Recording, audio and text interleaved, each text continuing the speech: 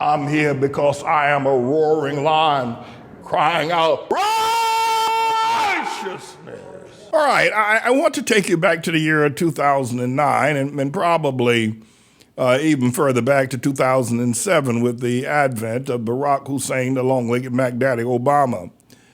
And it was in 2007 that I became aware of Obama. I'd never heard his name before. I was pretty much aware of most, if you will, Hamite, that is black politicians.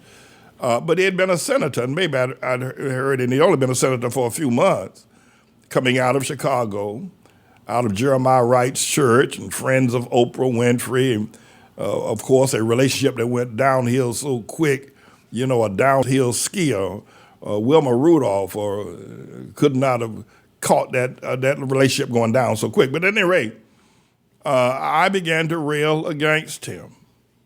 And because he wasn't black, and God said he wasn't going to be the president, and that he was passing himself off as the potential first black president. And I lifted up my voice, starting back in 2007. And by the time he had illegally claimed the presidency through illegal means, and certainly he wasn't the first black president because he wasn't black. He's not a black man, though. You can't get a black man out of a white woman, and everybody knows that. And you can't get a white man out of a black woman. And I tried to make that clear as I could make it clear. But by the time we'd gotten around to 2010, he had been in office for some time. And I had gotten, well, I'm going to let you listen to a video that explains a series of things that took place that caused me to conduct a trial right here at the ATLAH World Missionary Church. So, Mr. Engineer, let that tape roll. On the 16th of November, the year 2009, I was visited by the CIA, I being James Manning, was visited by the CIA, Homeland Security, and the New York City Police Department. That visit took place here in this church where we're now holding court, albeit in my pastoral studies where the actual meeting happened.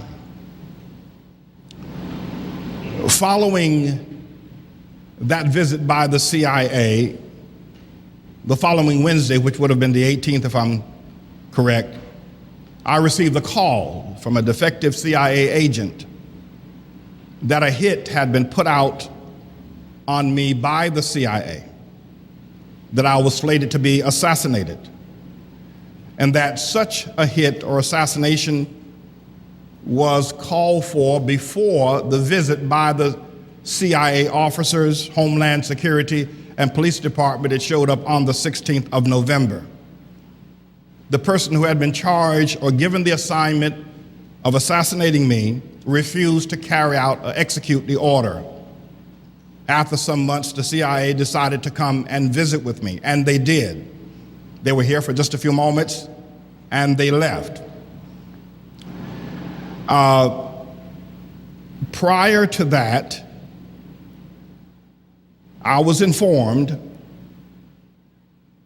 or shortly thereafter, pardon me, I was informed that Obama was a CIA operative in Pakistan and Afghanistan during the war years from 1979 to 1989. His years would have been from 1981 to 1985, 4 years that he served the America as a CIA operative during the Afghan war. The caller also informed me that Obama is still a member of the CIA. In fact, he runs the CIA at present. He then told me that I was not the assassin who was scheduled to assassinate me, refused the order, and that the visit was simply to determine who I was by the officers who came on the 16th of November. He then told me that I needed to look in the appropriate places about information about Mr. Obama, and that place would be Columbia University. That Obama never attended Columbia because he was in Karachi or in Afghanistan during the years he alleged to have traveled or have been in Columbia University.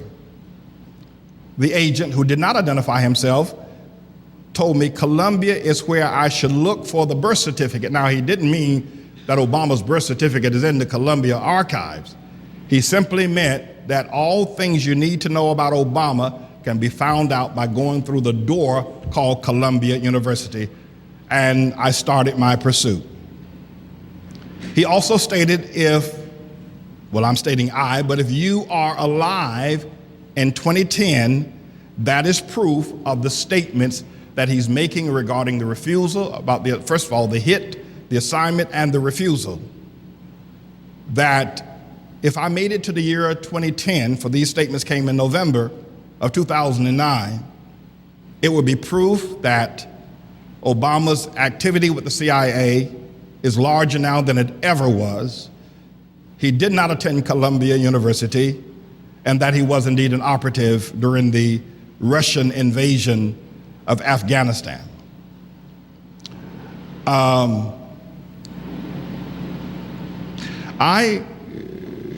After receiving such a call, was concerned about the validity, because I've received a lot of calls from people stating a lot of different things, but that it was on the heels so closely of an actual physical visit of members of Homeland Security, the CIA, and the police department, I took it seriously.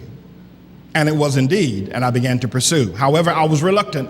As I've stated on some of my postings, I was reluctant because I didn't want to follow up on Obama being involved in the CIA helping the Afghans win the war against the Soviet invasion. That would have made him look good, and I was not in the business of doing that.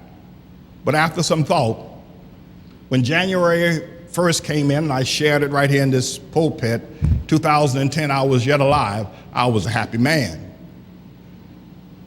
I went on from that point on to pursue questions regarding Columbia University, and you began to hear me over a period of months talk about that he never went. And I spoke very emphatically, very clearly, that he never attended that school, and he never did. And it became abundantly clear that as shrewd as the CIA ought to be, Columbia is a glaring mistake. It is a major mistake. They just didn't cover their tracks very well. And that it was an open door. And we've now come to the point where we are now in this trial with the information that I have presented and how it was prompted through the phone calls, through the visit of America's CIA or KGB security systems involving me. And I would think that many would know the reason why Obama ordered a hit or the CIA is because I have been a very staunch opponent of him. I have been speaking the truth on him, and my silence would perhaps, he thought, would have helped his cause.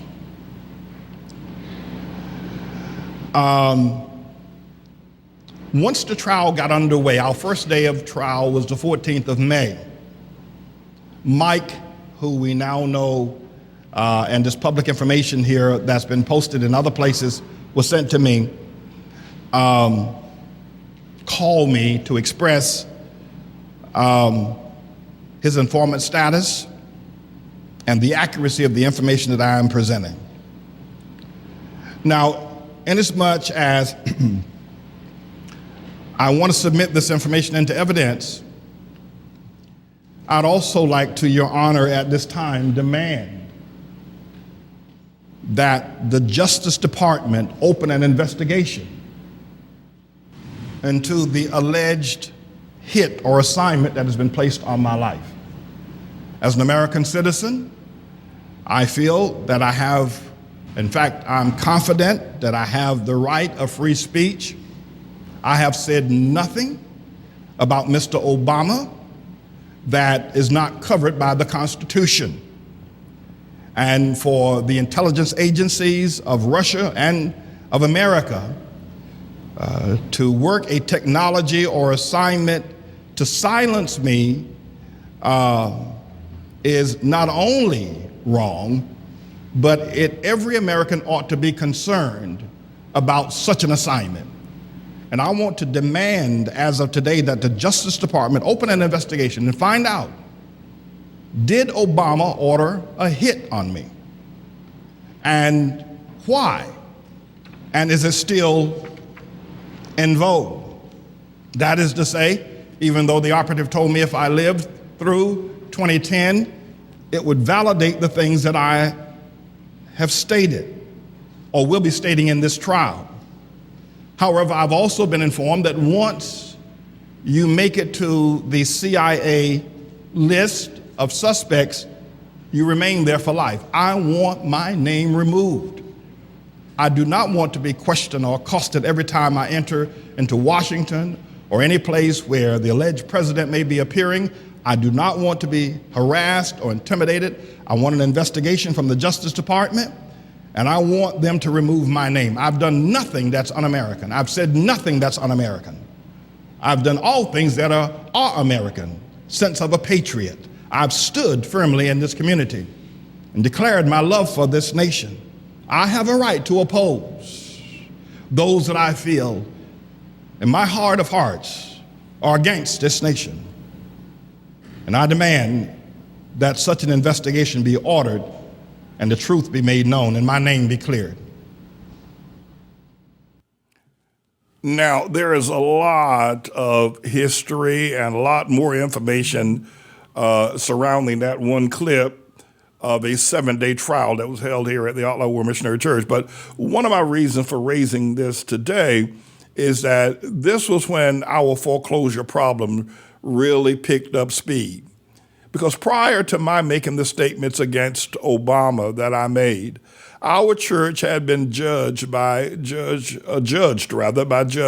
Kornreich to be completely and fully tax exempt. It was at this point that the Mellon Bank then stepped outside of what was legal protocol or legal procedures and started a new procedure. They didn't assassinate me, but they started the process of trying to take this property, which would be a spiritual assassination. However, the young man you saw seated beside me, Reverend Dr. Anthony Jones, who also is an attorney, admitted to the bar here in New York City before he ran into problems, fought vigorously from 2009 to 2015 to keep them from grasping our property that went all the way up to the Court of Appeals here in the state of New York. But I wanted to let you see why they viciously want to destroy and want to take this property. Right now, we are in a state where the appellate division a few years ago adjudged that even though the court reversed its decision because they made a commitment to remove me from this community, the Court of Appeals, the appellate division rather, made a decision that we were entitled to at least a reasonable amount of tax exemption based on the fact that a large segment of this building is used exclusively for religious purposes. We made an application nearly 7 months ago to have that application approved, and they still, Department of Environmental Protection, still have not given us that.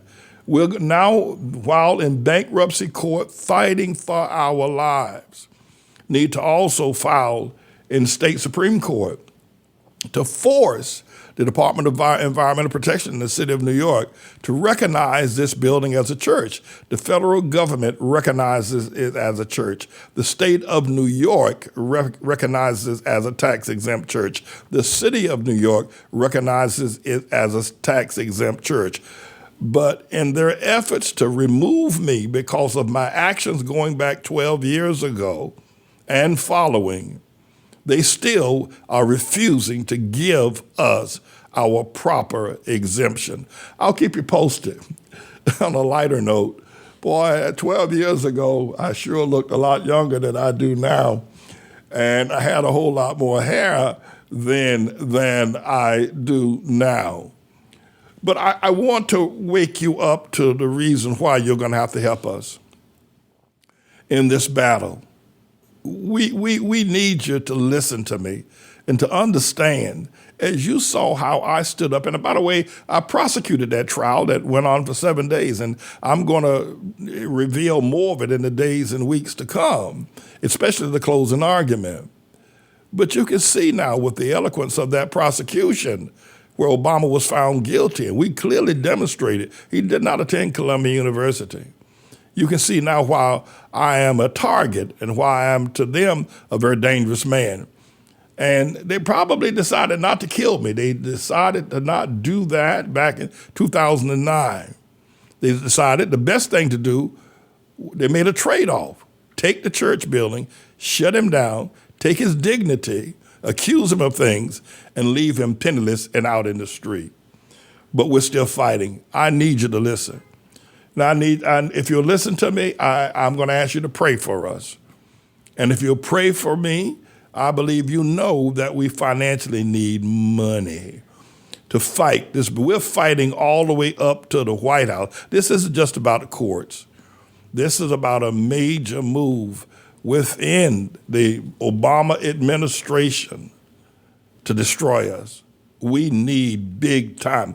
A fellow called me the other day. I'm going to let you listen to him. He told me I'm going to be hit with so many lawsuits that lawyers will be asking for $10,000 and $20,000 an hour to represent us. Please don't leave us swinging in the wind. Please. Mr. Engineer, I got a call, as I got a visit from the CIA, and I got a visit from the Homeland Security and the New York City Police Department, and I got the calls, and I got the posting from Mike during those years. I recently got another call, and I find it most appropriate to let this speaker speak as well, bringing together a clear understanding of what they're trying to do to me in particular, and to you also if they do it to me. And as of right now, you are a dangerous man. You've got a master's degree in theology and truth. And it's not to say that they had it all figured out, but you have a master's degree in truth. They want you silent. If they can do it one way, get you diabetes, get you cancer, and get you to die off. You think they'd try that? Pardon? You think they would try injecting me with cancer or diabetes or something of that nature? Well, that's eventually how they want you to fall off. They don't want to get caught pulling too many bodies out of a certain area at one time. That's why they're setting up the generation gaps so one generation can't communicate with the other. I need you to understand, if they shut this church down, and they're fighting with the power of the federal government, not just the state court or the Mellon Bank. The Mellon Bank's got $52 trillion in assets. You got to listen to me. You have to recognize that there's no profit for you to sit there and pray that I meet this tragic end because I've told the truth. And you know that I've told the truth. And it's about time that those of you who keep walking by this church and saying, Pastor Manning speaks the truth, that announcement tells the truth. It's about time you put your money where your mouth is. It's about time you stood up and helped. And others of you who I told you the truth, and you've had some disagreement with me, it's about time you recognize if they are successful in shutting me down, if they are, you don't realize how important my voice is. Oh, I'm not out there like maybe Charlemagne the God or somebody like that with that kind of attention, but they fear me. They don't fear Van Jones. They don't fear these other persons. They don't fear them. They're all bought and paid for. Me, they fear. And it's about time you step forward and say, Pastor Manning, I'm going to help you. I heard you say if we don't have money, we can give our jewelry, we can give automobiles, houses, deeds to land. We can give all of that to help you. I'm asking you, will you do that? I'm James Evan Manning, everybody. I'm going to be here till the morning comes. But I'm depending on you to pray for me. Don't let them do this. It's been a long, long fight. Don't let them win. Amen? I'm the Lord's servant. Satan, we're going to tear your kingdom down. Yeah, Satan, we're going to tear your kingdom down. You've been building your kingdom all over Harlem. But Satan, we're going to tear your kingdom down. Yeah, Satan, I'm going to preach your kingdom down. Satan, I'm going to preach your kingdom down. You've been building your kingdom all over Harlem. But Satan, I'm going to preach your kingdom down. Yeah, yeah, yeah, yeah, yeah, yeah, yeah. Satan, I'm going to pray your kingdom down. Satan, I'm going to pray your kingdom down. You've been building your filthy kingdom all over this world. But Satan, I'm going to pray your kingdom down.